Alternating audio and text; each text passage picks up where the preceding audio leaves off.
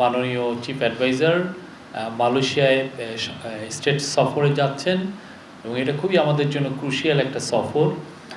এটা 3 দিনের একটা সফর। এই 3 দিনের এই সফরের উপরে ওইখানে অনেকগুলো এমওইউ সাইন হবে, অনেকগুলো এক্সচেঞ্জ হবে। তো এটার উপরে আমাদের যিনি ফরেন মিনিস্ট্রির ডিজি পাবলিক ডিপ্লোমেসি উইং আছেন, উনি কথা বলবেন। তো তার আগে আমি একটু হালকা এ বিষয়ে বলে নিচ্ছি। সেটা হচ্ছে যে সেখানে যাওয়ার পরে আমাদের মূল যে ইয়েটা হচ্ছে যে মালয়েশিয়ার সাথে আমাদের সম্পর্কটা আরও গভীরতর আমরা করতে চাচ্ছি। মালয়েশিয়া আমাদের খুবই একটা important source of recruitment, overseas recruitment. এবং এই জায়গায় যে মালয়েশিয়ায় যে মাইগ্রেশনের আমরা যাতে তাদের সাথে আমাদের এমন একটা জায়গায় নিয়ে যেতে পারি যার জন্য মালয়েশিয়া যাতে বাংলাদেশের উপর থেকে তাদের সর্বোচ্চ সংখ্যক জনশক্তি বাংলাদেশের থেকে নেয়। তো এই বিষয়ে অনেকগুলো আলাপগুলো হবে এবং এইটার আলোকে কিছু এগ্রিমেন্টও সাইন হবে। ওইখানে মূল ফোকাস হচ্ছে মাইগ্রেশনের বিষয়ে আলাপ। দ্বিতীয় ফোকাস হচ্ছে ইনভেস্টমেন্ট। আপনারা জানেন মালয়েশিয়ার ইকোনমি ইজ বুমিং, তাদের কোম্পানিগুলো অনেক বড়। তার মধ্যে বড় বড় যেগুলো কোম্পানি আছে, যেমন আপনি ওদের প্রোটন হোল্ডিংস আছে, ওদের যে স্টেট, এটা সভারেন স্টেট ফান্ড যেটা খাজানা আছে, খাজানা, তারপরে ওদের পেট্রোনাস, ওদের যেটা স্টেট ওন যেটা পেট্রোলিয়াম কোম্পানি আছে, তাদের সাথে অনেকগুলো এদের যে যারা চিফ এক্সিকিউটিভ তাদের সাথে ওনার কথা হবে। এবং ওইখানে মালয়েশিয়ায় 13 তারিখে একটা বিজনেস কনফারেন্সে 13 তারিখে তো বিজনেস উনি ওইখানে বক্তৃতা করবেন 12 তারিখে, সরি। আর 13 তারিখে ওনাকে একটা মালয়েশিয়ার যেটা ন্যাশনাল ইউনিভার্সিটি কেবাংসাং মালয়েশিয়া, তার তরফ থেকে স্যারকে একটা অনারারি ডিগ্রি দেওয়া হবে। এবং ওই অনুষ্ঠানে আমরা আশা করছি আনোয়ার ইব্রাহিম, মালয়েশিয়ার যিনি প্রাইম মিনিস্টার, উনি থাকবেন। এবং মালয়েশিয়ার একজন সুলতান, আপনি জানেন মালয়েশিয়ার যে সুলতান যিনি কিং হন, এটা একটা রোটেশন বেসিসে হয়। প্রভিন্সিয়াল যারা সুলতান তারাই একসময় যে কিং হন, তো একজন সুলতান থাকবেন। এছাড়া মালয়েশিয়ার প্রাইম মিনিস্টারের সাথে 12 তারিখে একটা বাইলেটারাল মিটিং আছে, সেটাও আমাদের জন্য খুবই ক্রুশিয়াল।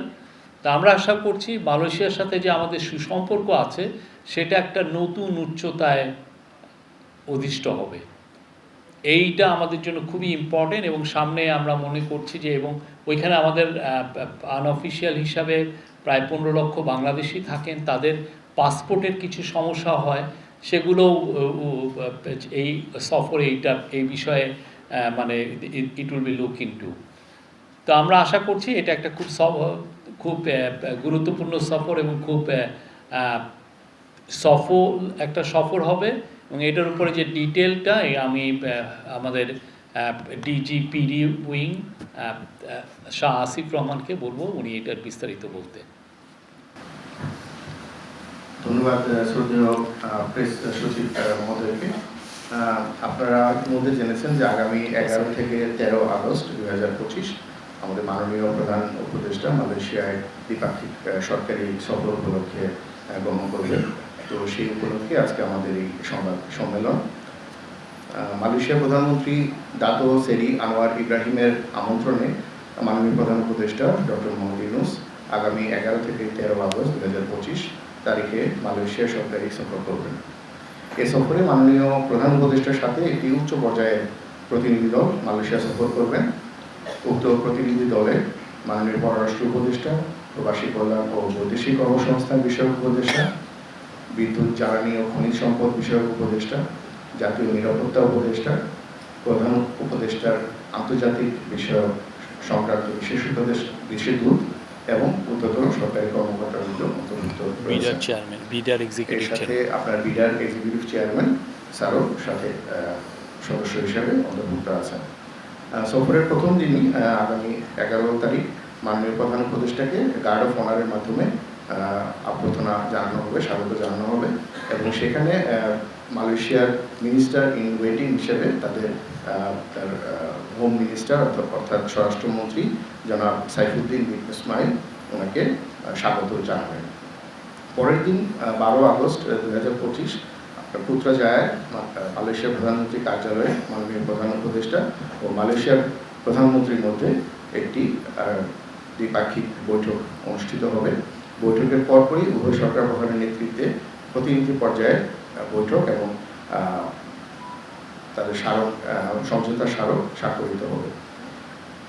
আমি এখন আপনাদেরকে যে যে সংশ্লিষ্ট বিষয়ে সমঝোতার স্মারক স্বাক্ষরিত হবে সেগুলো পড়ে শোনাচ্ছি। প্রতিরক্ষা সহযোগিতা, জ্বালানি বিষয়ক সহযোগিতা, ব্যবসায়িক কাউন্সিল গঠন BCCI এবং NCCIM এর মধ্যে, তাছাড়া BMCCI ও মালয়েশিয়া প্রতিষ্ঠান MIMOS এর মধ্যে সহযোগিতা স্মারক, Bangladesh institute of international and strategic studies BIISS এবং মালয়েশিয়ার institute of strategic and international studies ISIS এর মধ্যে সহযোগিতা সংক্রান্ত সর্বমোট 5টি সমঝোতা স্মারক স্বাক্ষরিত হওয়ার সম্ভাবনা রয়েছে। এছাড়াও দুদেশের মধ্যে হালাল ইকোসিস্টেম, উচ্চশিক্ষা এবং কূটনৈতিক প্রশিক্ষণ একাডেমির মধ্যে সহযোগিতা বিষয়ক মোট 3টি নোট বিনিময় অর্থাৎ এক্সচেঞ্জ অফ নোটস হওয়ার সম্ভাবনা রয়েছে। দুই দেশের সরকার প্রধান তথা মাননীয় প্রধান উপদেষ্টা ও মালয়েশিয়ার প্রধানমন্ত্রী দাতো সেরি আনোয়ার ইব্রাহিম সমঝোতা স্মারক স্বাক্ষর এবং নোট বিনিময় অনুষ্ঠানে উপস্থিত থাকবেন বলে আশা করা যাচ্ছে। প্রেস সচিব মহোদয় বলেছেন যে আগামী 12 আগস্ট 2025 দুই দেশের সরকার প্রধানের নেতৃত্বে দ্বিপাক্ষিক বৈঠকটি অনুষ্ঠিত হবে। এখানে একটি সংবাদ সম্মেলন ও মাননীয় প্রধান উপদেষ্টার সম্মানে একটি রাষ্ট্রীয় মধ্যাহ্নভোজের আয়োজন করা হয়েছে। একই দিন বিকেলে মাননীয় প্রধান উপদেষ্টা একটি ব্যবসায়িক ফোরাম অর্থাৎ বিজনেস ফোরাম অংশগ্রহণ করবেন এবং এর পরপরই মালয়েশিয়ায় বসবাসরত প্রবাসী বাংলাদেশিদের সঙ্গে একটি মত বিনিময় সভায় অংশ নেবেন বলে আশা করা যাচ্ছে। মালয়েশিয়ার প্রধানমন্ত্রী দাতো সেরি আনোয়ার ইব্রাহিমের সাথে একান্ত বৈঠক ও প্রতিনিধি পর্যায়ের বৈঠকে মালয়েশিয়ার বিভিন্ন সেক্টরে নতুন বাংলাদেশি কর্মী নিয়োগ, অধিক সংখ্যক পেশাদারীদের প্রফেশনালস নিয়োগ, শ্রমিকদের সুযোগ সুবিধা নিশ্চিতকরণের বিষয়সমূহ গুরুত্বের সাথে আলোচনা করা হবে। সফরের তৃতীয় দিনে 13 আগস্ট 2025 মাননীয় প্রধান উপদেষ্টা ইউনিভার্সিটি কেবাংসান মালয়েশিয়া সংক্ষেপে UKM এর চ্যান্সেলর এবং নেগেরি সেম্বিলান প্রদেশের মহামান্য রাজা তুয়াংকু মুহরিজ ইবনি আল মারবু তুয়াংকু মুনাউইর এর সাথে সৌজন্য সাক্ষাৎ করবেন। অতঃপর ইউনিভার্সিটি কেবাংসান মালয়েশিয়া মাননীয় প্রধান উপদেষ্টাকে একটি সম্মানসূচক ডক্টরেট ডিগ্রি প্রদান করবেন। এরপর মাননীয় প্রধান উপদেষ্টা একই ইউনিভার্সিটিতে শিক্ষার্থীদের উদ্দেশ্যে একটি স্মারক বক্তৃতা প্রদান করবেন। মাননীয় প্রধান উপদেষ্টার সফরকালে বাণিজ্য ও বিনিয়োগ সম্প্রসারণ, জ্বালানি সহযোগিতা, হালাল অর্থনীতি, সেমিকন্ডাক্টর শিল্প, কৃষি, শিক্ষা ও জনযোগাযোগ অর্থাৎ পিপল টু পিপল কন্ট্যাক্ট সহ বিভিন্ন ক্ষেত্রে অধিকতর সহযোগিতার বিষয়ে আলোচনা হবে। এ সফরে বাংলাদেশের আসিয়ানের সেক্টরাল ডায়ালগ পার্টনার হওয়ার এবং regional comprehensive economic partnership RCEP এগ্রিমেন্টে যোগদানের আবেদন জোরালোভাবে তুলে ধরা হবে। এছাড়াও রোহিঙ্গাদের প্রত্যাবাসনে মালয়েশিয়া সহ আসিয়ান সদস্য রাষ্ট্রসমূহকে অধিকতর সক্রিয় ও কার্যকর ভূমিকা রাখার জন্য আহ্বান জানানো হবে। মালয়েশিয়ার সাথে বিদ্যমান দ্বিপাক্ষিক ও অর্থনৈতিক সম্পর্ক একটি নতুন পর্যায়ে উন্নীত করার ক্ষেত্রে এ সফর গুরুত্বপূর্ণ ভূমিকা রাখবে বলে পররাষ্ট্র মন্ত্রণালয় মনে করে। আমরা আশাবাদী এই সফর দুই ভ্রাতৃপ্রতিম দেশের মধ্যে সম্পর্ক পারস্পরিক শ্রদ্ধা, আস্থা ও সহযোগিতার ভিত্তিতে আরও সুদৃঢ় করবে। আপনাদের সবাইকে ধন্যবাদ। এমনি খাজানার যিনি চিফ এক্সিকিউটিভ তার সাথে যে মিটিংটায় খুবই ওইটা ওয়েস্ট ম্যানেজমেন্ট নিয়ে একটা স্পেসিফিক আলোচনা হবে। আর একটা বিষয়ে আলোচনা হবে, সেটা হচ্ছে যে আমরা তাদেরকে আহ্বান করব যে আমাদের ডিপ সি ফিশিংয়ে তারা যাতে ইনভেস্ট করে, যাতে কোনো জয়েন্ট ভেঞ্চার এক্সপ্লোরেশন করা যায় কিনা। আপনারা জানেন আমাদের যে ফিশিংটা হয় এটা জাস্ট আমাদের যে সমুদ্র যে আছে তার সমুদ্রের 40-50 কিলোমিটারের মধ্যেই আমরা ইলিশ মাছ বা অন্যান্য সামুদ্রিক মাছ আহরণ করি। ডিপ সি ফিশিংটা আমাদের তেমন একটা হয়ই না, অথচ আমাদের যে পুরো সমুদ্র টেরিটরি এটা প্রায় 2,10,000 স্কোয়ার কিলোমিটার, যা বাংলাদেশের যে আয়তন তার থেকে অনেক বেশি, প্রায় 60,000 স্কোয়ার কিলোমিটার বেশি আয়তন। তো এই জায়গাটা প্রফেসর ইউনূস এখানে স্ট্রেস দিতে চাচ্ছেন যে যাতে আমাদের ডিপ সি ফিশিংটা আমরা যাতে খুব এক্সপ্লোর করতে পারি, এবং এখানে এর আগে উনি জাপান সফরে এটা নিয়ে অনেক কথা বলেছেন। এবারের মালয়েশিয়া সফরেও মালয়েশিয়ার যে খাজানা ওদের যেটা সভারেন স্টেট ফান্ড তাদের সাথে এই বিষয়ে আলাপ হবে। আর প্রোটন হোল্ডিং, আপনি জানেন প্রোটন বাংলাদেশে ওরা কার প্রডিউস করে, কার ম্যানুফ্যাকচার করে। তো প্রোটন হোল্ডিংস প্রচুর ওরা ইভিতে ইনভেস্ট করছে, ইলেকট্রিক ভেহিকলস। তো আমরা চাবো যে তাদের সাথে এইখানেও যেতে বাংলাদেশে ইলেকট্রিক ভেহিকলস প্রডিউস ম্যানুফ্যাকচার করা যায় কিনা, বা করলেও কীরকম আমরা সহযোগিতা করতে পারি, বা জয়েন্ট ভেঞ্চারে কীভাবে এক্সপ্লোর করা যায় সেটা নিয়ে আলোচনা হবে। অন্যান্য যারা আছেন যে আগে এখন যে রবি যে মালিক এক্সিয়াটা তারও চিফ এক্সিকিউটিভের সাথে কথা হবে। আর ওইখানে যারা যাচ্ছেন আমাদের যে খনিজ জ্বালানি ও খনিজ উপদেষ্টা ওনার সাথে আলাদা পেট্রোনাসের চেয়ারম্যানের মিটিং হবে। আমাদের যে প্রবাসী কল্যাণ মন্ত্রণালয়ের যিনি অ্যাডভাইজার ডক্টর আসিফ নজরুল ওনার সাথে তাদের যারা ওভারসিজ রিক্রুটমেন্ট তাদের যে রিক্রুটমেন্ট দেখেন তাদের সাথে মিটিং আছে। এছাড়া আমাদের বিডার যে এক্সিকিউটিভ চেয়ারম্যান আশিক চৌধুরী উনি এই যে অনেকগুলো বিজনেস মিটের এই বিজনেস যে কনফারেন্স হবে সেখানে বক্তব্য রাখবেন। এটা খুবই আমরা একটা 2 দিনের খুব আমরা বলছি যে খুব অ্যাকশন প্যাকড একটা ট্যুর, এবং আমরা আশা করছি এটা খুব সফল হবে। Thank you. কাজ করি আমি একটি বিষয় দুটি বিষয় জানতে চাচ্ছিলাম। একটি হচ্ছে আরেকটা বিষয় হচ্ছে যে আমাদের দেশে প্রচুর ছেলে মেয়ে পড়তে যায়, কিন্তু যেটা হয় যে তাদের অনেক ক্ষেত্রে তাদের যেটা হাই এন্ড স্কিল জবের ক্ষেত্রে তাদের রিক্রুটমেন্টটা তেমন একটা হয় না। তো আমরা এই বিষয়টা নিয়েও আলোচনা হবে। আপনি জানেন মালয়েশিয়া কিন্তু সেমিকন্ডাক্টরে ওয়ান অফ দ্য মানে খুব বুমিং একটা কান্ট্রি, যেখানে প্রচুর সেমিকন্ডাক্টর ওদেরকে tense of billions of dollar সেখানে ইনভেস্টমেন্ট হচ্ছে, এবং ওদের প্রতি বছর ওদের সেমিকন্ডাক্টর সেক্টরেই ইঞ্জিনিয়ার লাগছে হচ্ছে 5 থেকে 6,000। তো আমরা যদি আমাদের এখান থেকে যারা ওইখানে পড়তে যাচ্ছেন তারা যদি গ্র্যাজুয়েশন করে ওইখানে এই চাকরিগুলো পেতে পারেন সেই বিষয়টা নিয়েও আলাপ হবে, এবং বাংলাদেশেতে কীভাবে আমরা স্কিল লেবার ওইখানে পাঠাতে পারি। মালয়েশিয়ার যেগুলো এই যে সেমিকন্ডাক্টর সহ যেগুলো high skill labour intensive high skill যেগুলো লেবার লাগে সে ওয়ার্কার লাগে সেই সমস্ত সেক্টরে। Thank you. আমার নাম মোহন, আমি একাডেমিতে কাজ করি। আমি প্রথমেই জানতে চাচ্ছিলাম এই যে শ্রমবাজার নিয়ে মূলত আপনারা খুব গুরুত্ব দিচ্ছেন। এখানে বারবার দেখি যে মালয়েশিয়ার যে শ্রমবাজার সেখানে সিন্ডিকেটে আমিন সকল একটি চক্রের নাম আসে, যাদের চোখে আসলে শ্রমবাজার চালু হওয়ার পরেও বিভিন্ন সমস্যার সৃষ্টি হয়, যার পরিপ্রেক্ষিতে বন্ধ হয়ে যায়। সেই বিষয়গুলো আসলে আলোচনার মাধ্যমে সমাধান করা যায় কিনা। আরেকটি বিষয় হচ্ছে যে সম্প্রতি আমাদের দেশের কয়েকজনকে তারা জঙ্গি সন্দেহে যে আটক করলো, সেই বিষয়গুলো নিয়ে আলোচনা হবে কিনা, এই জিনিসগুলো একটা সমাধান আছে কিনা। মালয়েশিয়ান অফিসিয়ালদের সাথে অলমোস্ট সব বিষয় নিয়ে আলোচনা হবে। আর ওইখানে এই যে প্রথম প্রশ্নটা যেটা বললেন সেটা অনেকটা স্ট্রাকচারাল ইস্যু, এখানে অনেক বিষয় এখানে ইনভলভ। তো সেটা নিয়ে আমরা কিন্তু অনেক সিরিয়াসলি এটা ডক্টর আসিফ নজরুল প্রথম থেকে এটা নিয়ে লেগে আছেন, এবং এটা নিয়ে আমরা আশা করছি সামনে আরও আমরা একটু এইটা আরও একটা বেটার জায়গায় যাবে। আমি আলাউদ্দিন আলিফ কানুল্লাহ প্রতিবেদন বলছিলাম যে মালয়েশিয়ার সমাবেশের কথা বলছিলাম। আচ্ছা, আর 2 দেশের যে পুলিশ চিফদের মধ্যে সিনিয়র পুলিশ অফিসিয়ালদের মধ্যে এক ধরনের কন্ট্যাক্ট আমরা সেট আপ হয়েছে, ইস্টাবলিশ হয়েছে, এবং এর ফলে এখন থেকে মানে যে কোনো ধরনের এই যে ইনফরমেশনগুলো আসছে সেগুলো যাতে যাচাই বাছাই করা যায় এবং খুব দ্রুত ইনফরমেশন শেয়ার করা যায় সেই বিষয়ে আমাদের আলোচনা হচ্ছে এবং এটা আমরা ক্লোজলি দুইটা দেশ কোঅপারেট করছে। জি ভাই, আমি আলাউদ্দিন আলী বলছিলাম কালবেলা পত্রিকা থেকে।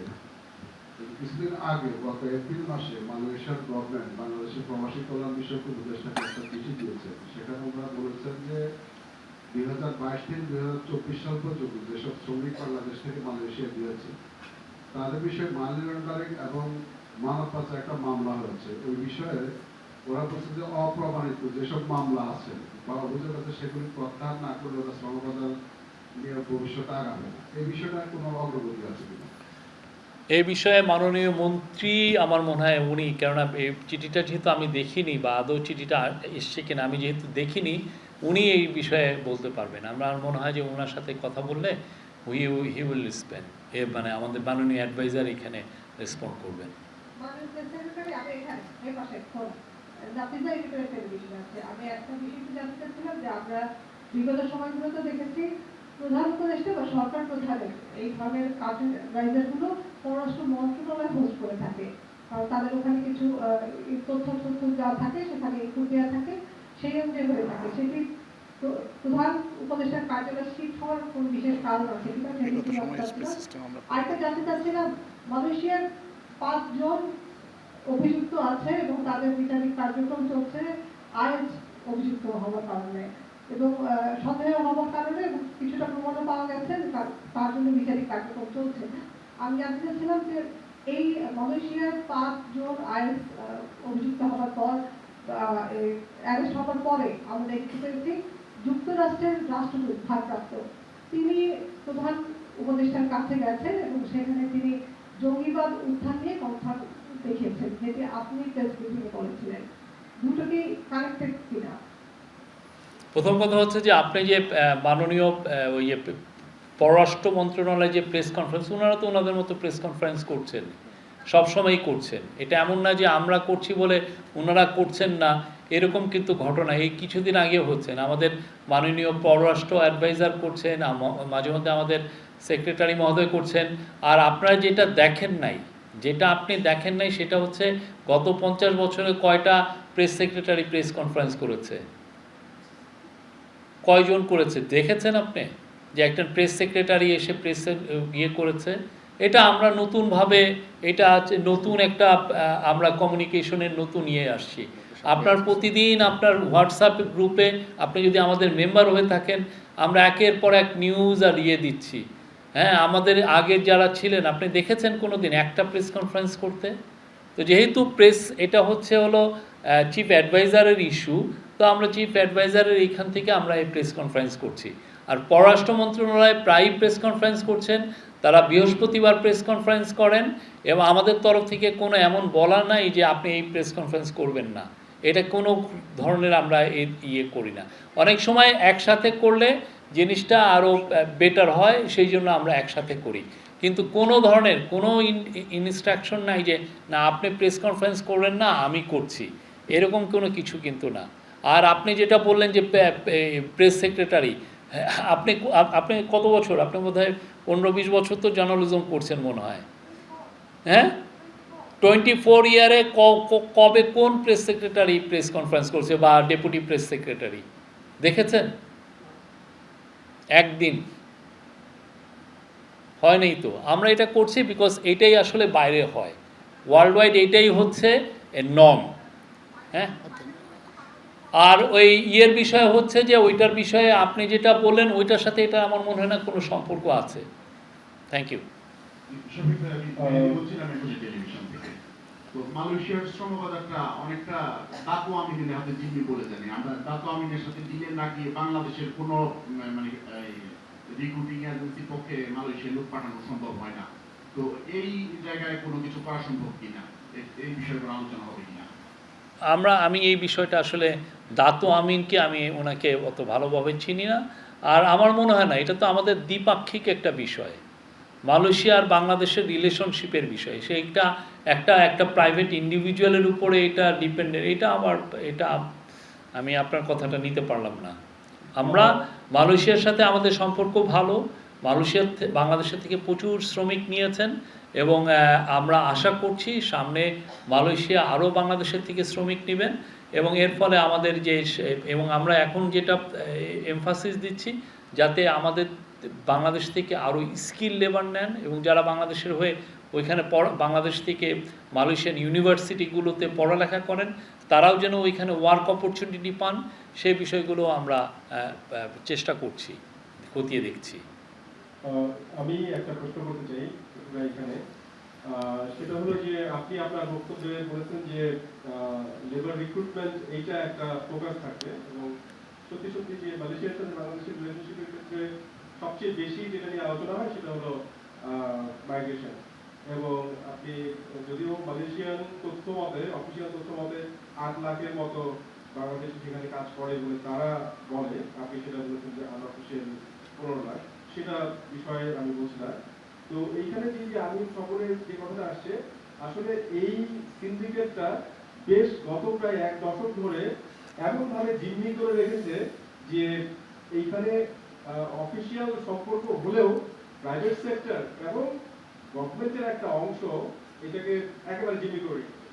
তো এই জায়গাটা যে একটা চিঠি দিয়েছে, যেটা আমাদের এক কলিগ প্রশ্ন করলেন, যে চিঠি দিয়েছে তদন্ত, যেটা কি বলছি, যেটা একটা টেস্ট চলছে এসিসির পক্ষ থেকে করা হয়েছে, সেটা বন্ধ করার কথা বলেছে।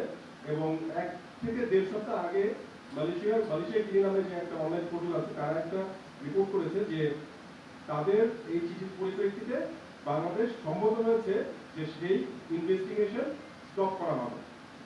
এই ব্যাপারে আমি মনে করি এখানে আমাদের সাউথ ইস্ট এশিয়ার ডিজি বা এক্সপেক্ট মিনিস্ট্রি থেকে কোনো প্রতিনিধি থাকলে আমার মনে হয় যে খুব ভালো হতো। তারপরেও আমি এই এক্সটেন্ডেড প্রশ্নটা আপনাকে করছি যে এই ব্যাপারে আপনাদের কোনো জানা আছে কিনা, যে বা ওই তদন্তটা যে বন্ধ করা হবে বলে বাংলাদেশ সম্মতি দিয়েছে এরকম রিপোর্ট এসছে, এটার ব্যাপারে একটু বলেন।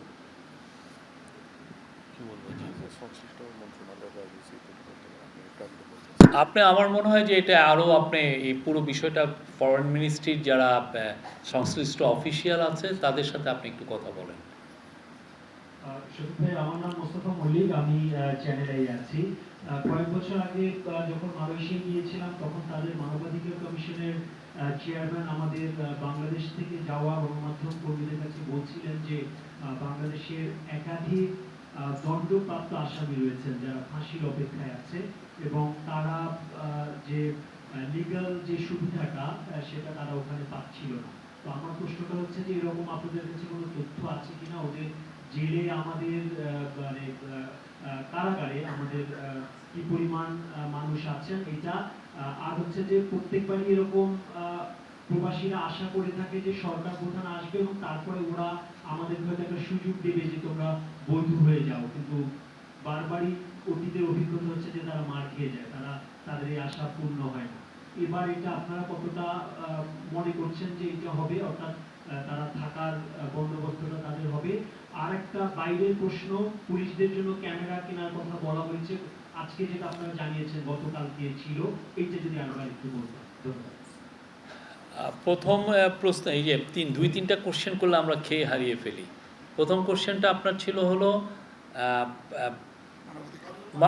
দণ্ডপ্রাপ্ত আসামি। আমরা বলছি তো মালয়েশিয়ার সাথে আমাদের এবার খুব অনেক গভীর আলোচনা হবে, অনেক বিষয়ে আলোচনা হবে, এইটুকু আমরা বলতে পারি।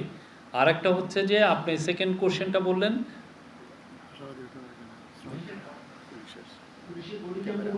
লাস্ট সেকেন্ড প্রশ্নটা ছিল যে আগেও সরকার প্রধানরা যখন যান তার আগে আশায় বুক বেঁধে থাকেন যে এবার হয়তো আমরা 5 লাখ ইলিগাল আছি। ওইটা আমি বলবো যে আমরা অনেক আলোচনায় তো হবে, যেটা আমরা অনেক বিষয়ে, যেটা কিছু তো এগ্রিমেন্ট হবে, তার বাইরেও অনেক বিষয় নিয়ে আলোচনা হবে। এবং যেটা হচ্ছে যে চিফ অ্যাডভাইজারের সাথে তাদের প্রাইম মিনিস্টারের আলোচনার বাইরেও আমাদের প্রবাসী কল্যাণ অ্যাডভাইজার যাচ্ছেন, উনি কথা বলবেন। এখন দেখি কী কী বিষয়ে আলোচনা হয়, আমরা এসে আপনাদেরকে আপডেট জানাবো। আর বডি ক্যাম, কালকে এটা নিয়ে বিস্তারিত আলোচনা হয়েছে। আপনারা জানেন পুলিশের সম্ভবত অলরেডি 10,000 বডি ক্যাম আছে।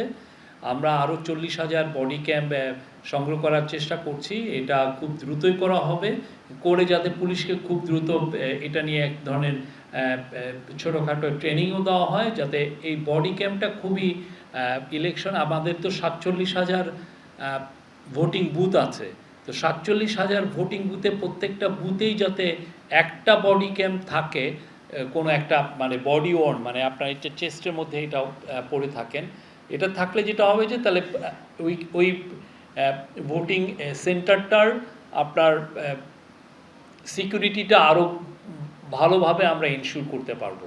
এবং এটা এমনভাবে এটা এআই দ্বারা পাওয়ার থাকবে, ফলে যেটা হচ্ছে যে এটা মনিটর করা যাবে ডিস্ট্যান্স জায়গা থেকে, ধরেন এসপি বা ওসি উনি মনিটর করতে পারবেন কি হচ্ছে, যদি ওই জায়গায় কোনো ধরনের ল অ্যান্ড অর্ডার সিচুয়েশন একটু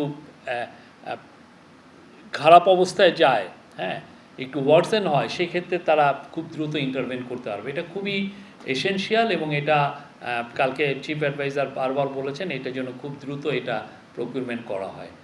কালকের মিটিংয়ে জাহাঙ্গীর আলম চৌধুরী ছিলেন, আমাদের home adviser, special assistant on home of chief adviser Khodabaksh Chowdhury ছিলেন, ফয়েজ তাইব আহমেদ ছিলেন। এটা নিয়ে অনেক বিস্তারিত আলোচনা হয়, এবং সেখানে কোন কোন দেশে এগুলো হচ্ছে, কিভাবে তারা ইউজ করছে, সেগুলো নিয়েও যথেষ্ট আলোচনা হয়। তা আমরা আশা করছি যে আমাদের তো মূল ফোকাসটা হচ্ছে ইলেকশন কিভাবে পিসফুল, ফ্রি অ্যান্ড ফেয়ার হয়, এবং যাতে বাংলাদেশের এই যে আজকে যেটা আসলো যে 12,60,00,000 ভোটার সবাই যেন খুবই উৎসবের সাথে ভোট দিতে পারেন তাদের পরিবার পরিজন নিয়ে, সেই জন্যই আমরা তাতে প্রত্যেকটা ইলেকশন সেন্টারের 47,000 প্রত্যেকটা যাতে আমরা সিকিউরিটি ইনশিওর করতে পারি, সেই জন্য এই বডি ক্যাম্প প্রকিউরমেন্ট করা হচ্ছে। আমার নাম বোরহানুল আশিকিন, আমি চ্যানেল 24 এ আছি। শুরুতেই বলা হলো যে রোহিঙ্গা প্রত্যাবাসন নিয়ে কথাবার্তা হবে, তো বিমস্টেক সামিটে বলা হয়েছিল যে 1 লাখের বেশি রোহিঙ্গা তারা প্রত্যাবাসনের যোগ্য।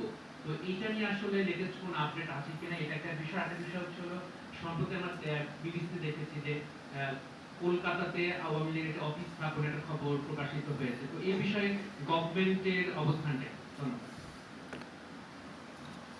প্রথম বিষয়টা হচ্ছে যে রোহিঙ্গা নিয়ে 1,80,000 রোহিঙ্গাকে তারা বলেছে যে they are fit to return to their homeland. এই জায়গাটা ওরা আমাদেরকে, যখন বিমস্টেক সম্মেলনটা হলো তখন মায়ানমারের যিনি ফরেন মিনিস্টার তিনি আমাদের ন্যাশনাল সিকিউরিটি অ্যাডভাইজারকে জানিয়েছেন। তো সেটা একটা খুবই ভালো সংবাদ, কিন্তু এখনও রোহিঙ্গারা ওইখানে যাওয়ার মতো অবস্থা হয়েছে কিনা সেটা আমরা এখনও শিওর না, বিকজ আপনি জানেন যে ওইখানে একটা সিভিল ওয়ার চলছে, আরাকান আর্মির সাথে মায়ানমার মিলিটারির এক ধরনের ক্ল্যাশ চলছে, এবং ক্ল্যাশের ফলে রোহিঙ্গা জনগোষ্ঠী যারা ওইখানে আছেন তারা অনেকেই অনিরাপদ হয়ে গিয়েছেন।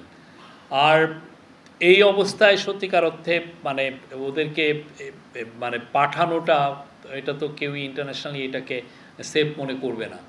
আরেকটা হচ্ছে যে রোহিঙ্গা নিয়ে এই সেপ্টেম্বর মাসে ইউএনএ 30 তারিখে একটা বড় সম্মেলন আছে। আমরা আশা করছি ওয়ার্ল্ডের খুব বড় যারা রিচ কান্ট্রিগুলো, যারা পাওয়ারফুল কান্ট্রিগুলো সব প্রায় 170টার মতো দেশ সেই রোহিঙ্গা কনফারেন্সে জয়েন করবেন।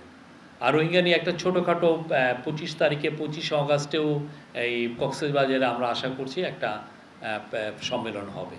তো রোহিঙ্গা নিয়ে আমাদের গভর্নমেন্টের যথেষ্ট ফোকাস আছে। আমরা চাই রোহিঙ্গারা যাতে তাদের বাসস্থানে পিসফুলি রিটার্ন করতে পারেন ভলান্টারিলি। আওয়ামী লীগের অফিস, আওয়ামী লীগ আপনি জানেন একটা তাদের কার্যক্রম ব্যান করা হয়েছে বাংলাদেশে। তারা বাইরে কি করছে আমাদের অবশ্যই আমরা মনিটরিং করছি। তারা যদি বাংলাদেশে বাইরের থেকে এমন কোনো অ্যাক্টিভিটিস করে যে আমাদের এখানে ইনস্টেবিলিটি ক্রিয়েট করতে চায়, অবশ্যই আমরা এটা মনিটর করছি, আমরা দেখছি। আমরা এই বিষয়ে আরও কংক্রিট ইনফরমেশন আমাদের গ্যাদার হলে আমরা আপনাদেরকে জানাতে পারবো।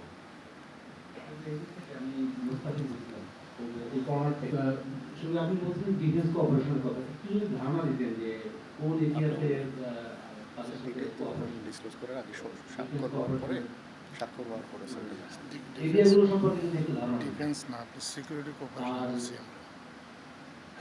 আর ওভারসিজ রিক্রুটমেন্টের ক্ষেত্রে কোনো ধরনের ব্রেক থ্রু আপনারা আশা করতে গেলে এই সফরের মধ্যে দিয়ে? Thank you. প্রথমটা আমাদের যে ডিফেন্স কোঅপারেশন বা সিকিউরিটি কোঅপারেশন, সেটা আপনি আমরা যখন এটা সাইন হলে এটা এসে আমরা আপনাদেরকে ব্রিফ করতে পারবো এটার পুরো ডিটেলসটা। আর আরেকটা কি সেকেন্ড কোশ্চেনটা, সরি?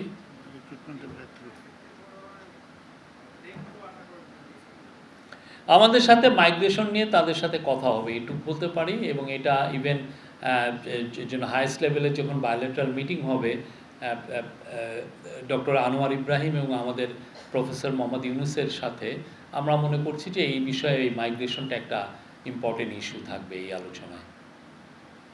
আসসালামু আলাইকুম। আমি ইসরায়েলি সময়ের আলোতে কাজ করি। আমি একটা প্রশ্নই সবাই যেটা করছে ওটাই আবার করতে চাই, যে সবাই হোপ করছে যে মালয়েশিয়া যে সিন্ডিকেট বা সরকারের যে বৈধ এজেন্সিগুলো আছে সেখানে কোনো আসলে নির্দিষ্ট সংখ্যক এজেন্সি দায়িত্ব পাবে না, সবাই যে দায়িত্ব পায় তাহলে সিন্ডিকেট মুক্ত হবে। আই হোপ যে এই সফরে এটা আমরা নিশ্চিত করতে পারবো। আপনার আশাবাদটাকে আমি সালাম জানাই। Any other question? Thank you. Thank you.